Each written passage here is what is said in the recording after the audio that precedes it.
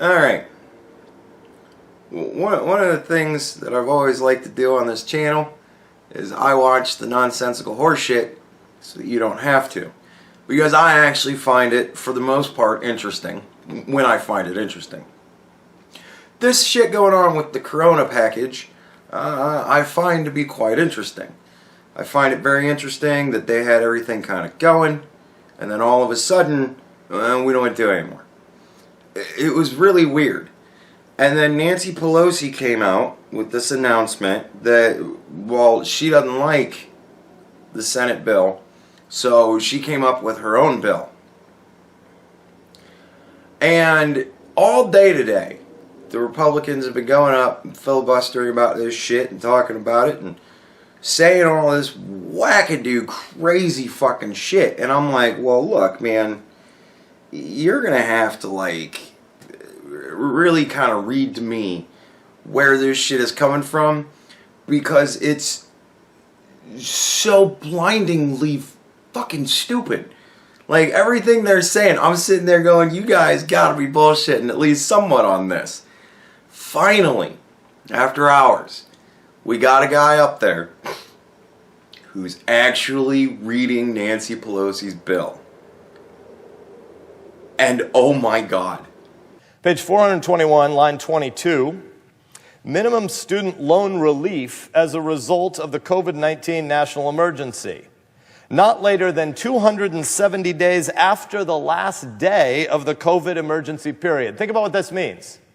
Not later than 270 days. That's 9 months.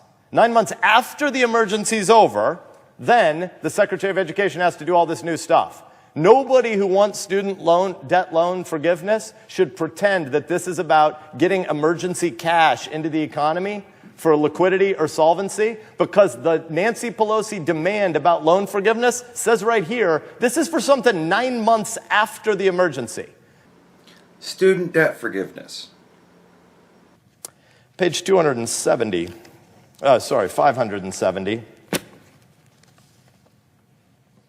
Not even coronavirus can put a pause on our culture wars. I don't know why, but for some reason I think it's funny every time he says that. Line 14, the Congressional COVID-19 Aid Oversight Panel, in conjunction with SIGTARP, I don't know what that acronym means. I love this guy.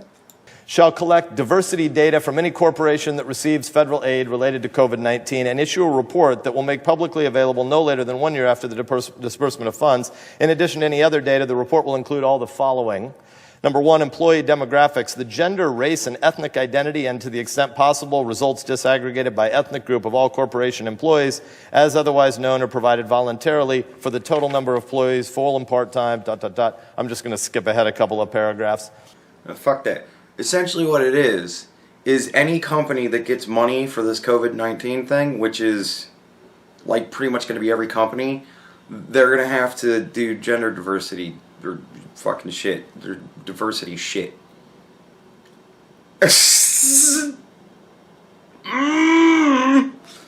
Page 681.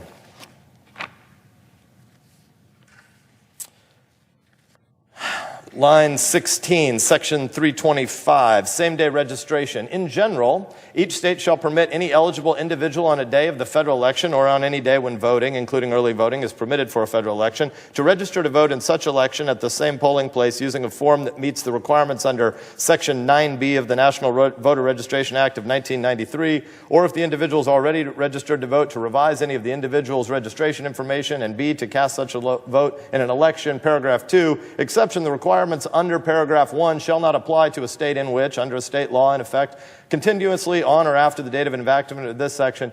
You see, what this is about same-day voter registration, because November 3rd is just 225 days away. And if there's anything the American people are worried right now about, it's that they would like Washington, D.C. to take away the authority of 50 secretaries of state and determine the way you conduct local elections in America. Nah, see, every time the Democrats want to change the way we do elections, I'm saying no. I don't want to do that. No. Because, no. Like, it's been getting us by for over 200 years. pretty fucking well. No. Like, suck a dick? No. Page 725. There's almost no section of American life or government that can't be touched in an emergency if you want to play exploitative politics. Line 12, Division N, U.S. Postal Service provisions, because of course in the middle of a pandemic, you know what the American people want? They want to have a labor fight about the Postal Service. No, I don't give a shit. Page 768. Line 7, in general, notwithstanding any other provision of law subject to the requirements of this subsection, the wage rate in effect under Section A1 with respect to an employee of an employer described in paragraph 2, or any individual who provides labor or services for remuneration for such employer, regardless of whether the individual is classified as an independent contractor or otherwise by employer, comma, shall not be paid less than $15 an hour.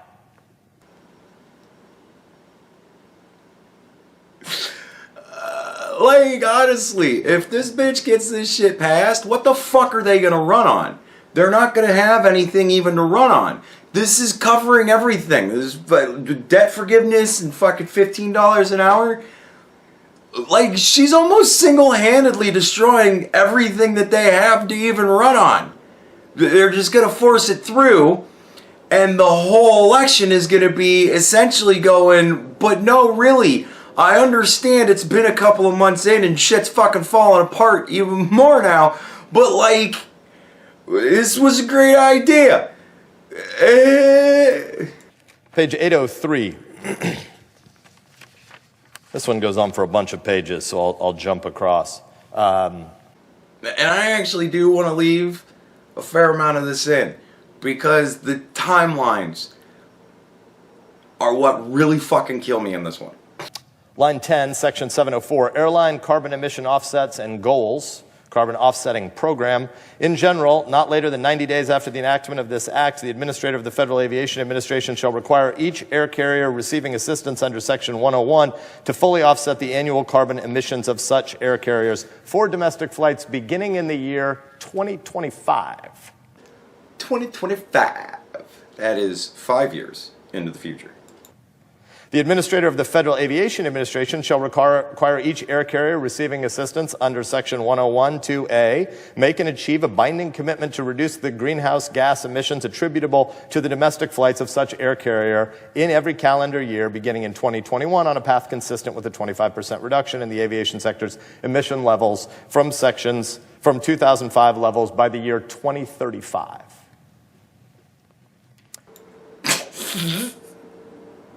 I love how he says it 2035, and then he looks around like, I can't even fucking believe that I'm reading this shit. And a 50% reduction in the section's emissions from 2005 to apply by the year 2050. All right, now look, I mean, this is supposed to be some emergency fucking stimulus shit that's supposed to help people out in the here and fucking now. This bitch is talking about shit that needs to, like,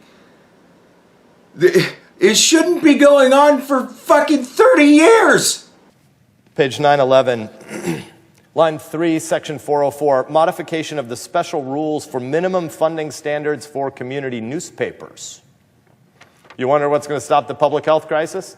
We should talk about the business model of local newspapers right now rather than getting the American people the health and the relief they need. And we have now gone full circle to communist fucking China, where this bitch wants to control shit going on with newspapers. Paragraph A, amendment to the Internal Revenue Code of 1986, subsection M of Section 430 of the Internal Revenue Code of 1986, as added by the Setting Every Community Up for Retirement Enhancement Act of 2019, is amended hereby to read as follows. Special rules for community newspaper plans. In general, an eligible newspaper plan sponsor of a plan under which no participant has had the participant's accrued benefit increased, whether because of service or compensation after April 2nd of 2019, may elect to have the alternative standards described in paragraph 4 applied to the plan. Eligible newspaper plan sponsor, the term eligible newspaper plan sponsor here means, and then there are like 4 or 5 different definitions of what an eligible newspaper plan sponsor would mean. If the American people wonder why Congress hasn't passed a coronavirus emergency health and emergency economics relief plan.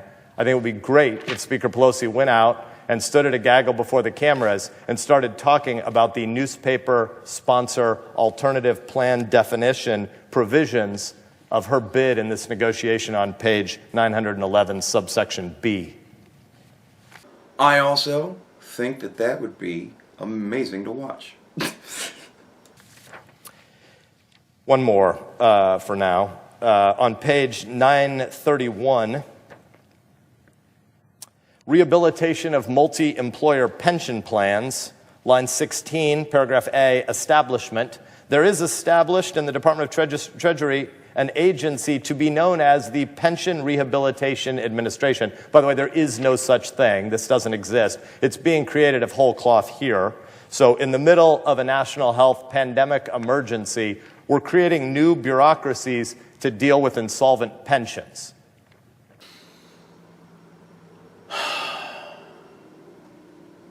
You know, one of the things that I've been concerning myself with over the past week is I've kind of just been out of everything. Like, I'm not joking when I said for a week I was just kind of spinning my wheels doing fucking nothing. Like, I didn't want to do anything. I certainly didn't want to look at anything that was going on in politics because everything I was seeing was just making me fucking disgusting. Like, every day I would wind up getting online. You look at the fucking main page of Google or whatever when you bring up whatever. Like, I have YouTube as my homepage, but you know, you go to a different tab for something to go look at something else, and then you see news. And I would look through it, and man, I'm just sitting there going, oh my God, Republicans are losing their fucking minds. Everybody's pointing fingers at everybody else, and everybody's pissing everybody off. I'm just like, ugh. Like, it was just annoying the ever-living shit out of me. So I just didn't want to be involved in any of it. And then I kind of, you know, over today, I've been getting more back into it. And I was really worried during the week where I was just not paying much attention that this shit was going to negatively impact the election.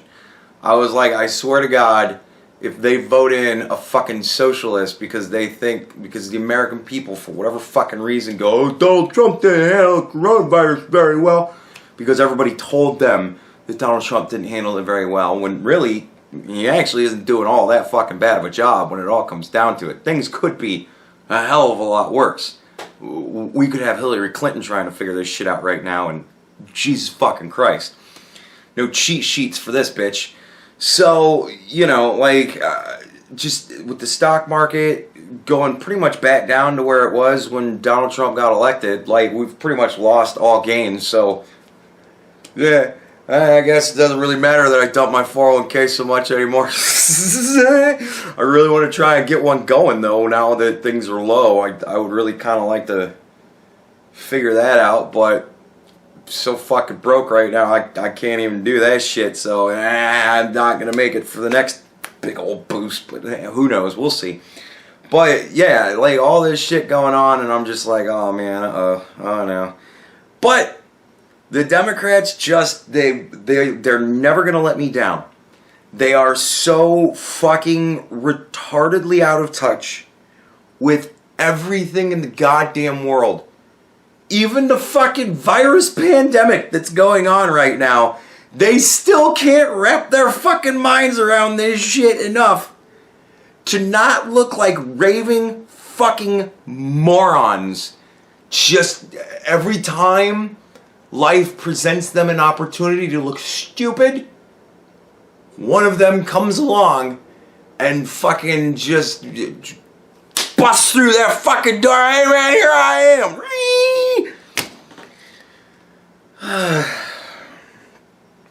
But all that nonsensical horse shit, all that fucking pork fat that dumb bitch wants to add, it's a fucking wonder she's the one who gave us this. But we have to pass the bill so that you can find out what is in it away from the fog of the controversy.